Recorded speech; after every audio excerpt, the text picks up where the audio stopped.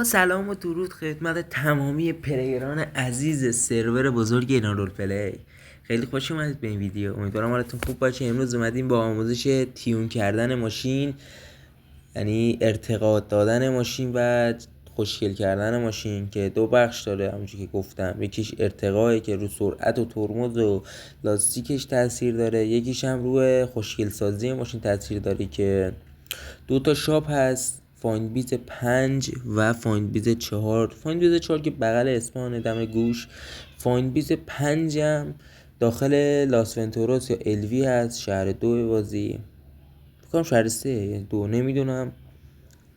حالا فایند بیز 4 هم که قشنگ بغل اسپانه دم گوشتونه، یعنی پیاده بیاید هم اینجا.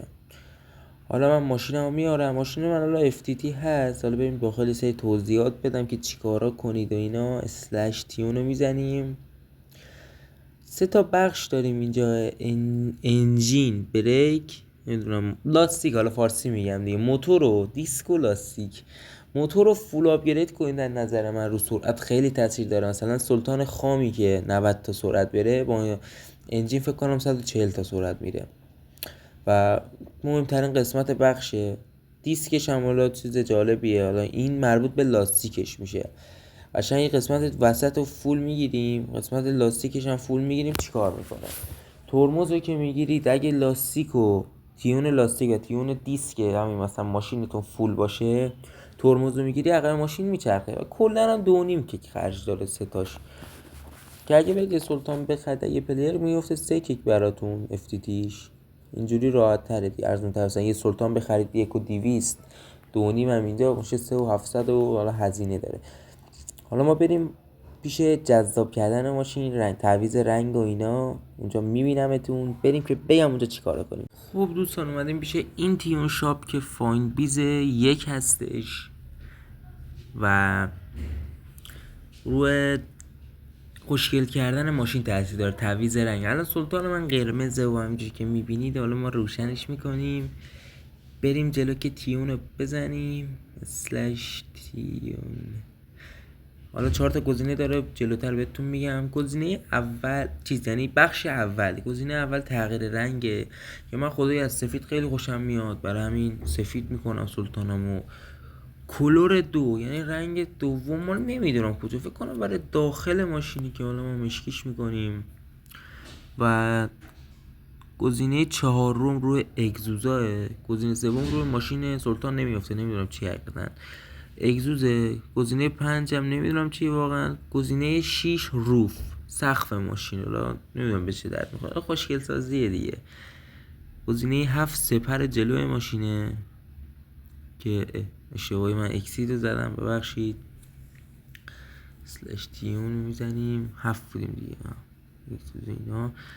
بالای عقبش حالا من دستکاری نکردم، سپر زیره، نمیدونم چی میگن حقیقتا بهش، خودم زیادم ماشین سر در نمیارم، ماشین باز نیستم.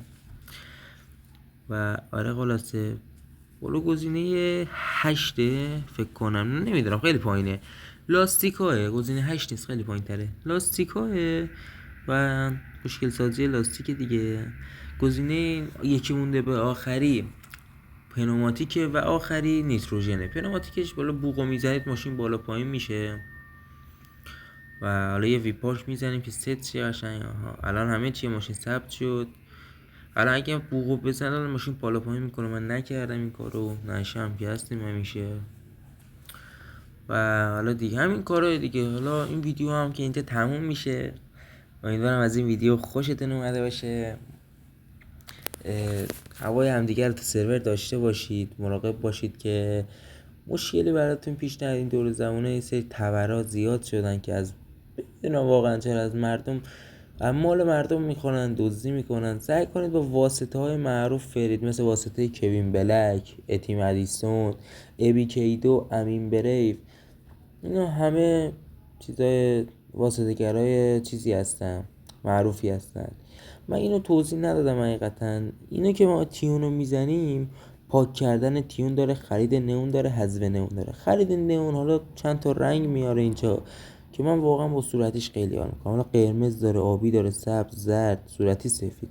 صورتی اینجا 300 تا آیار کوین میدیم برای دائمیش، 1 ماه 3 میلیون پول بازی، 2 هفته 1,400,000، 1 هفته 700K و 3 روز 300K. که حالا ما یه دونه چی بندازیم، یه دونه یه هفته ای میندازیم و میبینید دور ماشین صورتی شده جذاب و خیلی خوشیه، واقعا حال میکنم. ماشین های دور رو میبینید صورتی میشه، کنار هر ماشین رد شید. و آره دیگه همین، امیدوارم خوشتون بیاد از این ویدیو. مراقب هم دیگه باشید. بازم گفتم با واسطه های معتبر برید، خرید و فروش هایی که نیاز به واسطه داره رو انجام بدید. مراقب باشید اصلا تبر مبر نخورید. تا یه ویدیو دیگه، خداحافظ.